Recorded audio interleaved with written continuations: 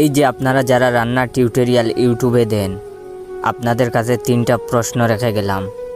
তেল আর লবণ যে পরিমাণ মতো বলেন, আমি যদি তেল আর লবণের পরিমাণ নিয়ে জানতাম আপনাদের ভিডিও দেখতে আসতাম কেন?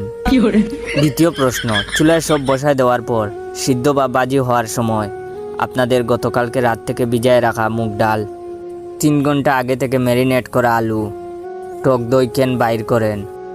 হয় এগুলো ভিডিওর শুরুতে বলবেন, আর নাইলে একটা টাইম মেশিন কেনার লিঙ্ক ভিডিওতে দিয়ে রাখবেন।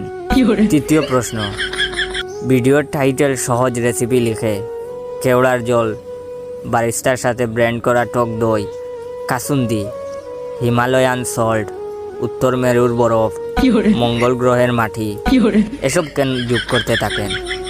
যার যার মনে আমার মতো একই প্রশ্ন, তারা অবশ্যই আমার এই ভিডিওতে লাইক, কমেন্ট, কপি লিঙ্ক করে দিবেন। ধন্যবাদ।